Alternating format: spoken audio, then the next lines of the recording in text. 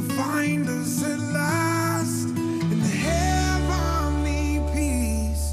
We're grateful at least for the love we've been shown in the past. Whoa. Maybe this Christmas. Whoa. Maybe this Christmas.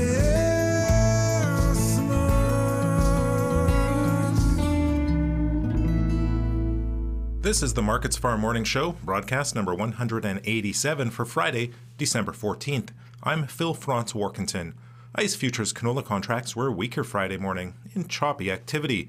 Canola is down $1 to $3. January down $1.70 at $481.20 per ton. Losses in Chicago soy oil futures and bearish technical signals contributed to the soft tone in canola. Concerns over Chinese demand also kept some caution in the market. However, weekly export movement reported by the Canadian Grain Commission was solid at 226,000 tons. That compares with only 99,000 tons last week. Early weakness in the Canadian dollar was also a bit supportive. Soybeans, they're mixed, although the bias is turning lower in the front months. January down a penny at $9.06 per bushel. The USDA did announce flash sales of 300,000 tons of soybeans to China this morning, with an additional 130,000 tons to unknown destinations. While the fact that China is back buying U.S. beans is supportive, traders had expected to see larger purchases, and the fact that the business isn't living up to expectations put some pressure on prices. Good crop weather in South America is also weighing on beans, with pre-weekend positioning another feature. Corn futures, they're a bit stronger in early trade, bouncing to the top of their nearby sideways range as speculators adjusted positions. The March contract is up 2 cents at $3.86.5 per bushel. The USDA did report a flash sale of 120,000 tons of corn to Japan this morning. Reports that China may be looking to start buying U.S. corn soon were also supportive. Wheat futures, they're mixed. The March contract in Chicago is down 2 cents at $5.33 per bushel. Kansas City March wheat up 1 cent at $5.21 per bushel. And Minneapolis spring wheat, it's up 3/4 cent in the March contract at $5.89 per bushel. Declining production estimates out of Argentina were a bit supportive as the harvest moves forward in that South American country, and yield reports are coming in a bit below expectations. Talk that Russia will soon be slowing down exports as supplies tighten there were also supportive. That's a look at the ICE futures and U.S. markets for Friday morning, December 14th. In Winnipeg for Markets Farm, I'm Phil Franz-Warkentin. The end of 2018 is a perfect opportunity for you to save big. Visit Butler Farm Equipment in Fort St. John and take advantage of 0% financing or choose cash back on current year New Holland tractors and equipment. It's out with the old and in with the new. The New Holland year-end celebration ends December 31st. So hurry into Butler Farm Equipment in Fort St. John now. For commercial use only, customer participation subject to credit qualification and CNH Industrial Capital Canada Limited approval. Standard terms, conditions, and other restrictions apply. Down payment may be required. The opinions expressed during this show do not represent those of this station. If you've missed any of this show, you can follow the podcast at Energeticcity.ca.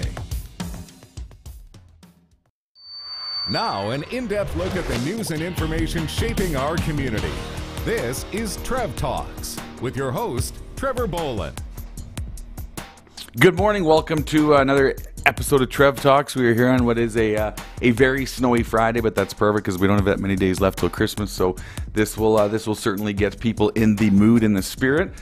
Speaking of snow and Christmas and an abundance of land, we have got a very special guest on today.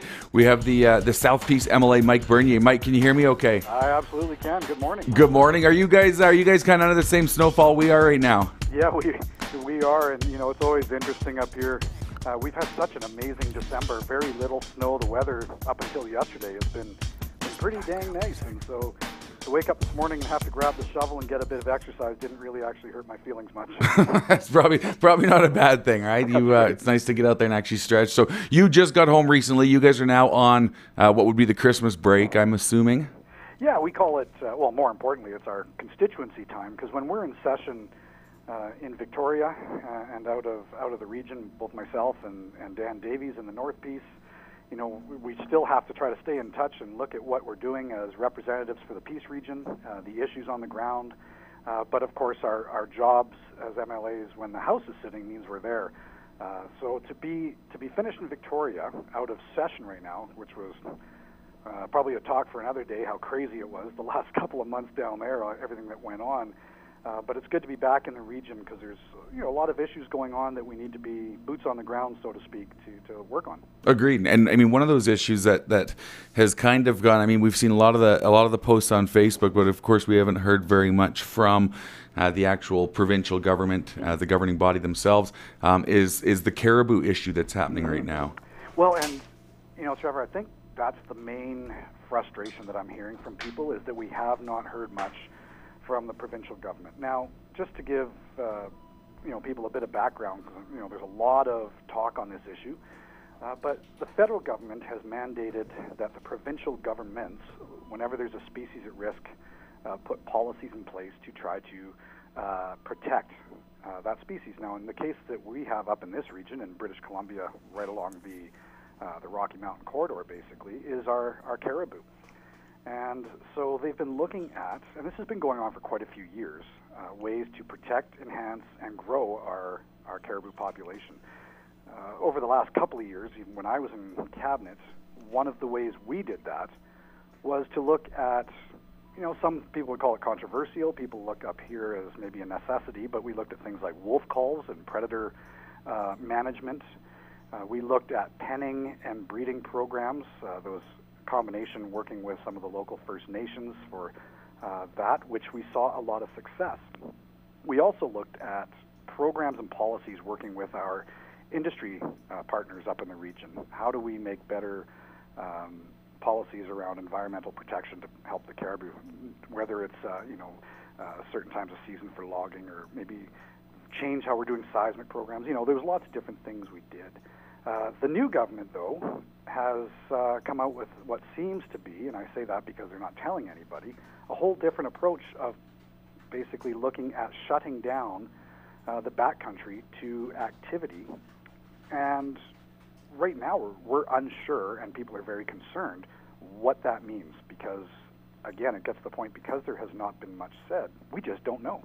But I think, I think that sums up everything that this current government is doing, because it seems that with each, whether it's each law or each tax or each reform that they roll out, nobody knows the details, and everybody kind of gets surprised because this is a day, this is the day and age of Facebook, the day and age of the social world. So, they find out second or third hand, and everybody's left asking questions. So I see Energetic had done a report here either yesterday or the day before. The Saltu First Nations had come out and said that, hey, this isn't as bad as it appears. We have, we've been in discussions with the government, and what's actually going to happen is not what people are imagining it is. Yeah, and first of all, let's, I guess, backtrack on that. That's, first of all, really important, and I acknowledge and commend Soto for putting that out.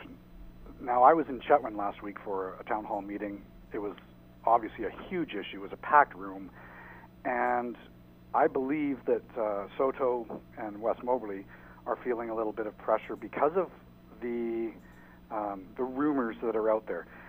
We need to remember, as a society, under the Indian Act and under federal law, governments must consult, accommodate, and work with First Nations when they're making decisions like this.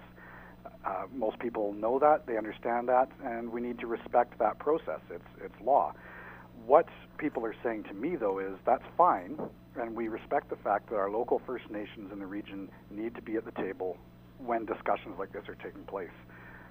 But because government has not come out and said, when we're finished those discussions, don't worry, we're going to meet with all other stakeholders and affected communities and local governments before any decision is ratified or made or announced, because they haven't done that, that's why people are nervous and are, I guess, fearing the worst because they've got no other choice at this point.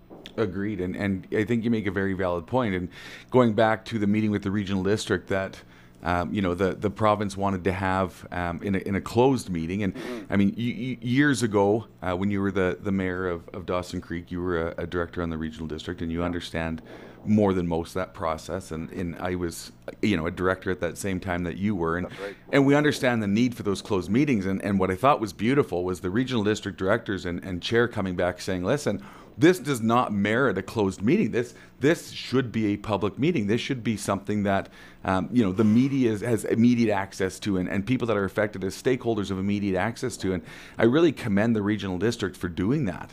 Yeah, and I do as well. They've been a great voice, as well as a lot of the communities affected. New mayor of Chetwynd, I met with him, and they're very adamant about the fact that they feel slighted by this government, because all they're saying is, keep us in the loop, tell us what's going on, and more importantly, we're elected officials in the region. We should not have to have closed confidential meetings to get information. This affects our entire region. I believe, and of course just guessing, but last week when the staff from the ministry were supposed to come up and give briefings to the regional districts, mayor's councils, and I was supposed to get one in my office as well, with about 2-3 days notice, they canceled all those meetings. Yeah. And it's my guess is that it's because we all were very loud on the fact that we would not have non-disclosure agreements. We would not have closed meetings. The public deserves to know what is taking place. And to the letter from Soto that's basically saying, or from Soto saying, it's not as bad as we think, that I commend them for that. Now government should stand up and do their job and say the same thing to help the people in this area, so they know what has to be done and what will take place. I think the important thing, Trevor, is every single person, every single group I've spoken to have said, of course we want to protect our caribou habitat. That's for sure. This is paramount. Yeah.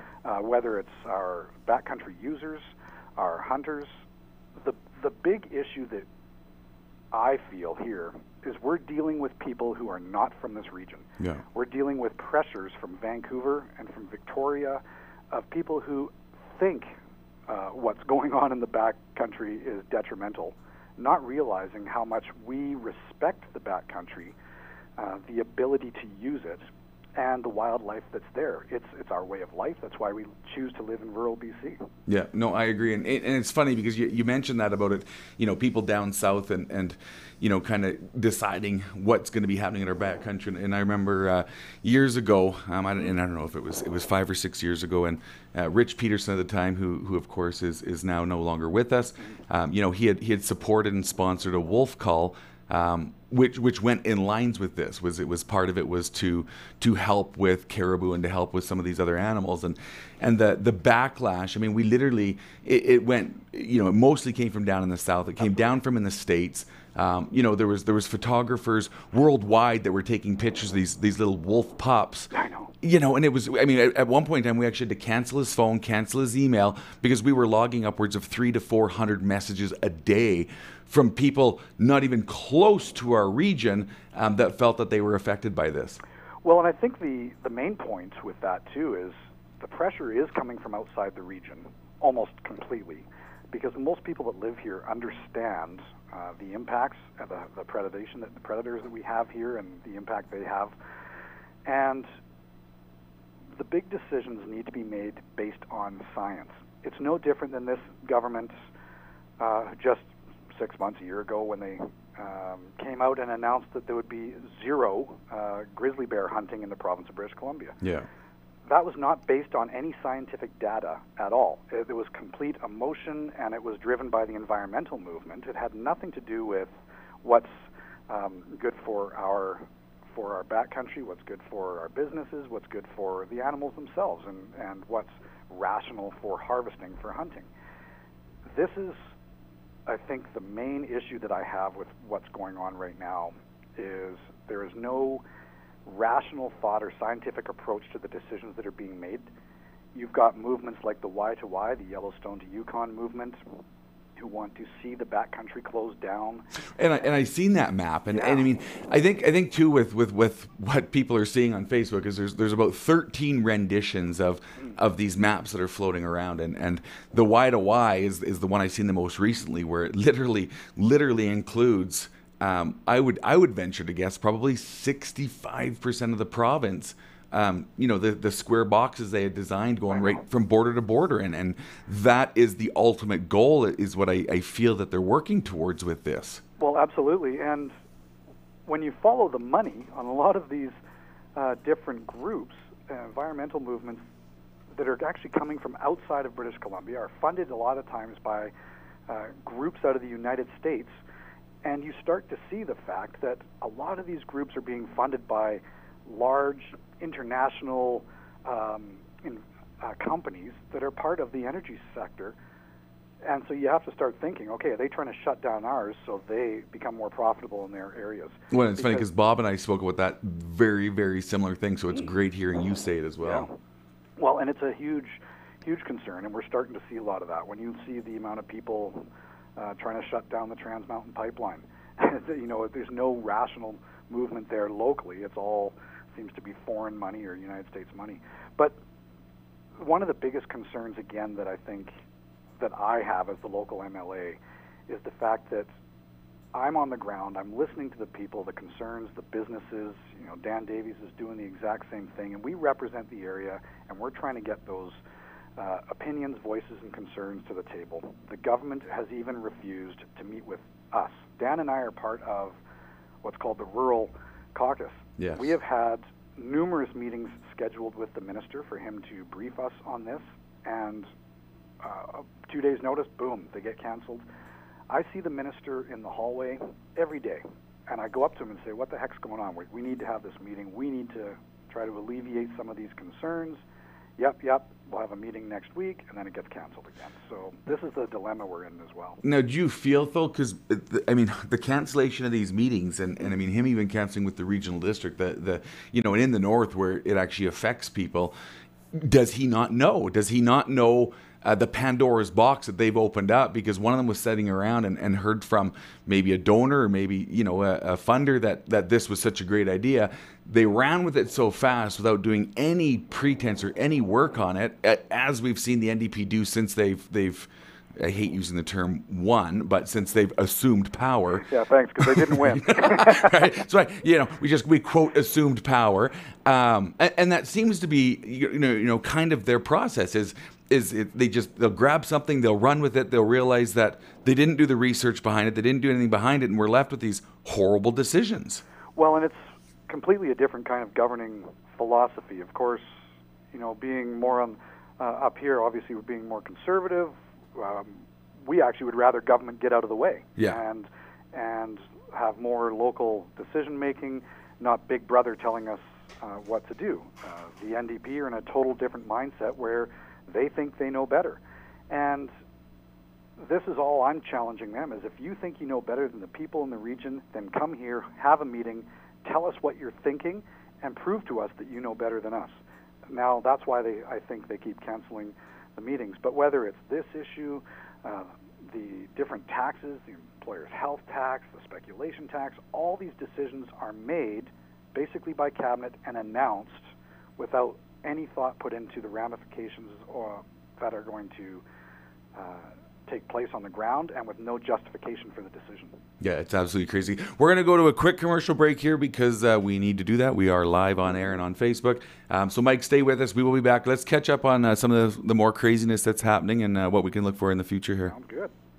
Get to know your community. Tap, know, and go with Tourism Fort St. John. Find out what you can do in your community by visiting tourismfortstjohn.ca. Find links to local trails, sports activities, local nightlife, fun for the whole family, and more. Find it all by visiting tourismfortstjohn.ca or visiting the Visitor Information Center in the Pomeroy Sports Center. Tap into everything Fort St. John with Tourism Fort St. John and tourismfortstjohn.ca.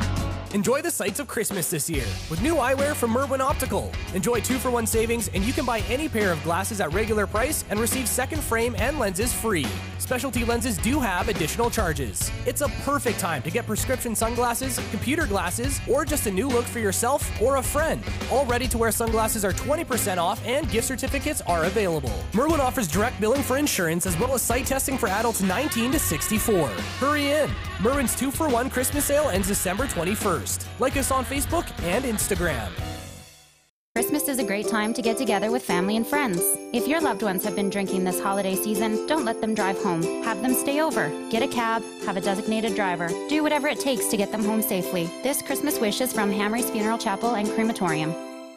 Men, a bit of advice from Carter's Jewelers.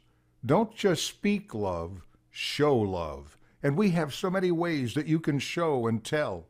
Carter's Jewelers, 9908 101st Avenue. Get your entries in now for the 21st Annual Peace Country Beef Congress, January 11th and 12th at the Lakota Agriplex in Dawson Creek. Register now for the show and the 4-H program. The winner of the overall commercial heifer class will receive a 1-year lease on a 20-foot trailer. Don't miss out. Get your entries in now for the annual Peace Country Beef Congress, January 11th and 12th. Thank you to the valuable sponsors who make the event possible: Northern Horizon, Prairie Coast Equipment, South Peace Grain, and Lawrence Meat. At Berry Temptations, we can make all kind of holiday platters you can think of.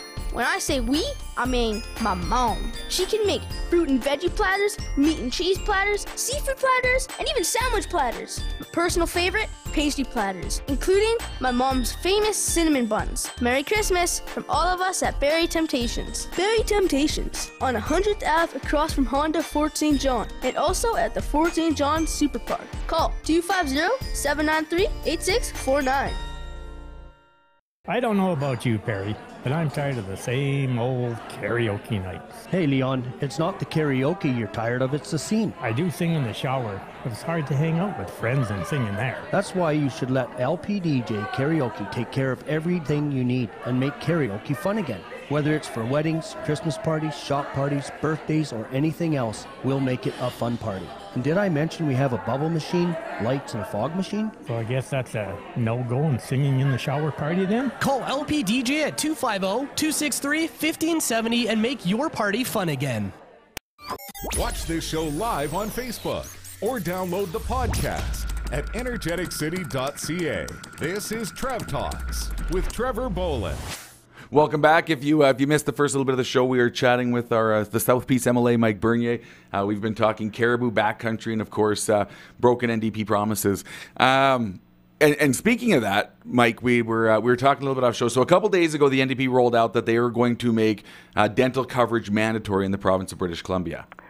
Yeah, I mean, it was one of those, I guess, election promises that John Horgan, Premier, was trying to kind of talk about, but this morning it's come out now that he's saying, probably because they did the math, it's going to be very expensive, and not saying that it's not something that needs to be looked at, but it's typical of this NDP government, make an announcement without thinking of what it's going to cost or who's going to pay for it. And so this morning we're hearing that he is considering now breaking that promise and saying it's a lot more expensive, it's something they'll have to work into the budget, and look forward to seeing it maybe in future years in the budget, not necessarily right away. So breaking news. We've got another broken promise. But it's funny, and you just said that they run with these things because they think it's going to be a fantastic idea, and when they realize that there's implications, there's complications as such as running any government, and then they back down, just like us talking about caribou earlier, where somebody's told them it's such a great idea to just start banning the use of the backcountry, and they run with this thing, and before they even do their homework on it. Well, and this is one of the challenges that the NDP are facing now. If you look at the BC Liberals in opposition, of course, you look across, we're the strongest opposition in history because most of us were in government prior to the NDP. We were in cabinet or parliamentary secretaries and know how the system works, know how the finances of the province works.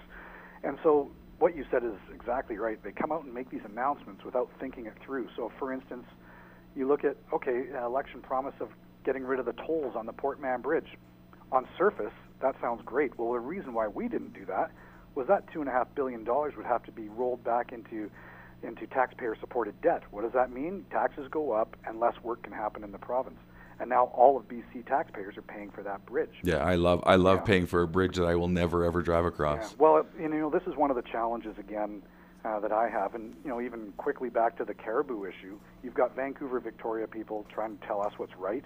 I'm thinking that I should stand up and start a protest here in the Peace region that there's probably an endangered raccoon or squirrel in Stanley Park and nobody should be allowed in Stanley Park anymore, and see how they feel about that. Just so they can understand that flip side. But it's funny because when they turn on their power, they fuel up their car, they heat their homes, they don't question what happens in the north. It's just, they'll get this, this blip from the media that tells them how we're causing this, and what's the latest? Alberta's causing global climate change for Whistler. Well, and then exactly, and on that train, if you look, and a lot of people didn't catch this one, but just a couple of weeks ago, the Premier, of course, with his colleague, I'll say, who's propping him up in government, Dr. Weaver. Oh, yes. Don't even want to get into that right now. The Christmas season, that's a whole other show. I don't want to sound like a bah humbug. No, it's a Grinch the Grinch that stole British Columbia. Yeah, that's right. But they came out and have said by 2032, every vehicle sold in British Columbia must be an electric vehicle. Yeah. To help protect our environment and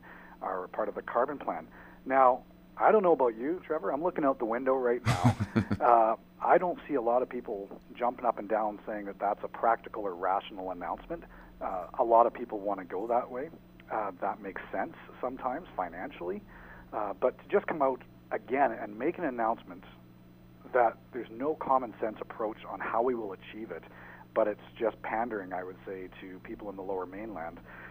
This is the problem that we're faced with right now in government when you have an NDP government that is not considering rural British Columbia in almost any of the decision-making that they have. But I don't think they understand that rural British Columbia is 73% of the province.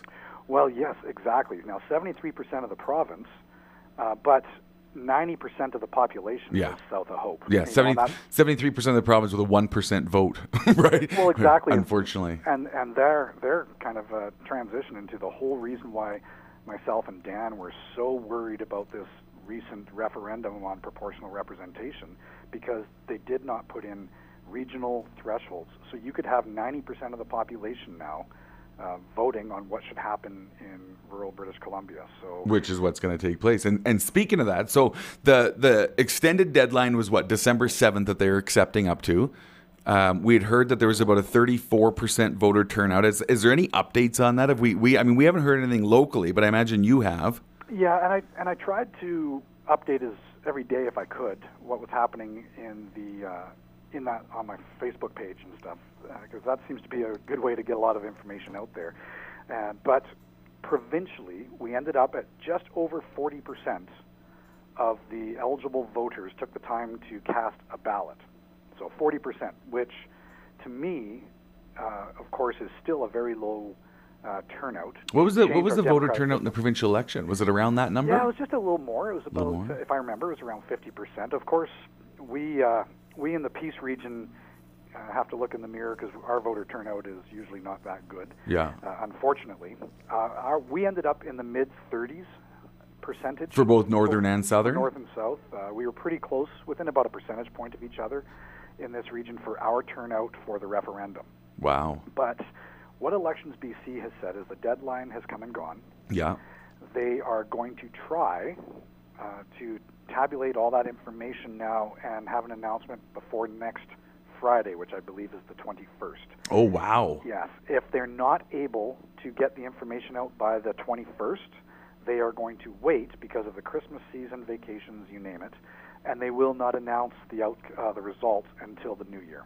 That's incredible. So it could come as soon as the 21st as far as what the results were. Next Friday, yes, if they've finished. So 40% turnout. There is no, you said there was no urban thresholds. There is no threshold at all either for the vote, was there? No. So if you look at the last two, and not to beat it up because we've gone through it quite a bit, but at the last two referenda that happened in the province, it had to pass by 60% plus one of the eligible voters, but it also had to pass in 50 or 60% of the ridings. So there's 87 ridings in the province. So it also had to have, 50% of the ridings had to also support a change. the NDP did not do this time. There's no voter turnout threshold. There's no regional threshold. All they said is whoever takes the time to vote will decide the outcome in this referendum. Wow. So one of the big concerns I think we should have here is our democratic system could be changed with such a small number. So if 40% of the people voted in the province, and it's going to be close, they think, so arguably 20%, 21% could vote for change, that's only 21% of the 40% that took the time, which is 9% of our actual eligible voters in the province. Yeah, 9% of eligible voters are going to decide what happens going forward. Well, and to complicate it even more, if you voted for change, there was 3 changes on there. Yeah. So one of those changes could pass with 50%. So now you're down to 5%. That is incredible. 50% of the 9, right? So December 21st, so that's going to be kind of the day to watch for. It is. Now, if it happens, if it rolls out that day. Yeah, and there's a lot at stake with that, too. Of course, that was a big focus that Dan and I were both pushing for because of the loss of voice that we feel that we would have for rural British Columbia if this goes through. For sure. There's a lot at stake, but I'm cautiously optimistic that people saw the light and enough people will vote to keep the system the way it is. So you guys are optimistic. I know. I'm kind of a fun betting kind of guy. So we've been doing some bets around the office whether we think it's going to pass or going to fail. You guys are staying optimistic that it is going to PR is going to fail and we're going to stay with the first past the post system. Yeah, that's obviously that would be a great Christmas present for right, especially on the 21st for people who did not want change. And I think one of the biggest issues, again, is that whole trend of this government, Trevor. So if you look at this referendum, is really another indication of let's not give you information, let's just look for change, and we'll tell you all about it after it's done. So whether it's this caribou issue, whether it's taxes, whether it's changing our electoral system, the government knows better, and we are just the people that have to just abide by whatever they think is better for us. Yeah, agreed. And it's funny. So on Facebook, one of the most popular memes is of course, former Prime Minister Stephen Harper drinking a cup of Tim Hortons. And it's typically something about Justin Trudeau where, he's saying back to the people, I told you so, but this is none of my business. And it's funny because as I see what the NDP are doing or not doing or promising and not following through, I often think the same thing with Christy Clark, drinking a cup of coffee now that she's, kind of back into the public light again saying, hey, I told you guys this is going to happen, but this is none of my business. That's right. Now, in all fairness, Christy was a great leader. I enjoyed. Christy was a phenomenal leader. Amazing, but we did not get everything right too. Agreed. And so this is actually a time, and I say this to all my colleagues, that by no stretch were we perfect. I mean, the BC Liberals, I think most people up here know that we are a coalition of conservatives, liberals, SoCreds. Basically, anybody who does not want the NDP in power is part of the BC Liberal coalition. And that brings some great discussion at the table because of the cross-section of opinion, but can also bring some challenges as well when not everybody can get what they want. Yeah. Christy did a great job, again, as a leader, but we made some mistakes. We made some mistakes going into the election. We made some mistakes in government.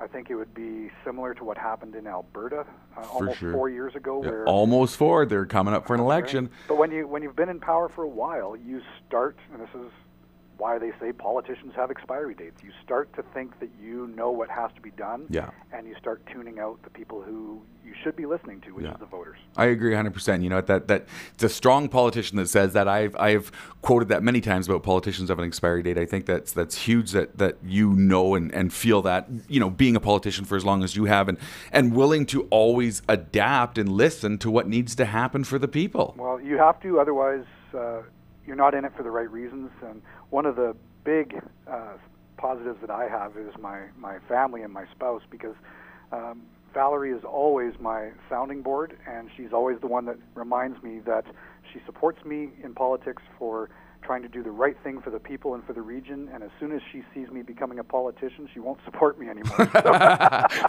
So she knows. She keeps you humble. That's a good thing. She tries anyway. And it's funny because when you're mentioning about making mistakes and making the wrong choices, and I remember a conversation that I did have with Andrew Weaver during that whole commotion of who's going to form government and how's this going to look, and his biggest thing was that Christie made some mistakes and she made some choices he didn't like, and she needs a timeout. And I'm thinking, like, is this really what it has come down to? Because this is the wrong way to do it. Yeah, I mean, it's really interesting that that's how our government system is working right now, where you'll have 3 people elected by one party who actually can control who should be in power, who should get a timeout, and who knows how long that will last, because, of course, I'd love to see an election sooner rather than later. But, I think we all would. But that's not necessarily on the horizons right away.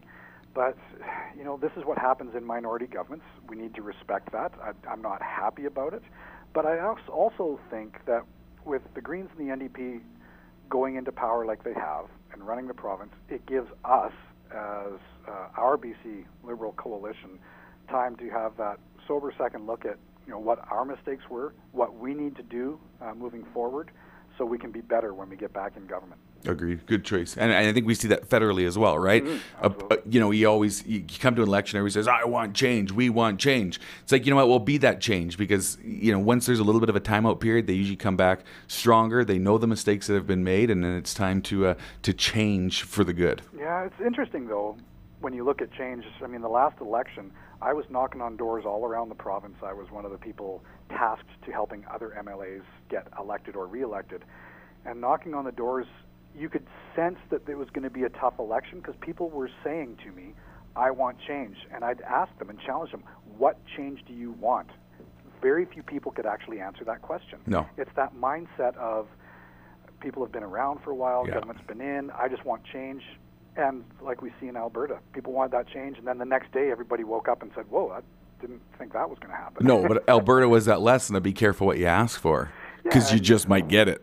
Exactly. And that's Notley all bundled up. Yeah. So let's hope it's Jason Kenney under the next Christmas tree. Well, I shouldn't say that. British Columbia is a lot different than Alberta because of our geography and our diversity of opinions, I would say, compared to Alberta. When you look, this is an interesting analogy I've tried to use. You could take somebody from Grand Prairie, from Calgary, and from anywhere else in rural Alberta, sit them in a pub, they could have a discussion, they could probably all get along and find some common ground and have a good evening over a few beers.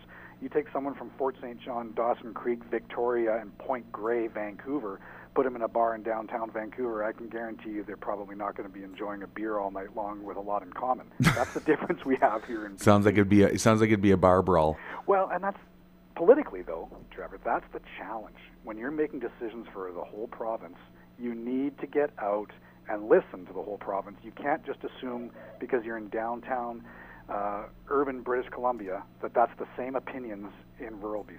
Agreed. I agree 100%. Well, Mike, we got to wrap it up, and I appreciate you so much having you on the show. Let's touch base again a little closer to this 21st deadline, and if we do have an update, we'll maybe have you and Danny back on together, and we'll figure out who was right, who was wrong, and where this province is headed. That sounds great, and more importantly to all the listeners and to you, Merry Christmas, and again, with this snow out there, just a reminder, just everybody slow the heck down, because we want to have a good Christmas, and we want you to be around with your families and everybody safe. Agreed. Beautiful. Thank you so very much. Same to you and Val and the kids, and we will talk to you very soon. Sounds great. My pleasure. Take care. Bye-bye. That was another episode of Trev Talks. We are getting close to the Christmas season, but we do have one more show next week, which is going to sound like we might be able to follow up on some of this PR info that's going on. So catch us next week. We'll talk to you soon. At Safeway, we believe with a little bit of magic, an ordinary trip to the store can be so much more. And that's what Safeway's Stock Up for the Season is all about. Expecting family? Hosting a party? Looking for easy holiday meal ideas? Now until December 19th, stock up and choose your reward. Spend $100 and get 100 air miles or a $10 Safeway gift card. Create a little holiday magic at Safeway. See in store for details. All over Canada, people are proudly driving their F-150s, and now is your chance too during the Ford year-end clear-out. Get a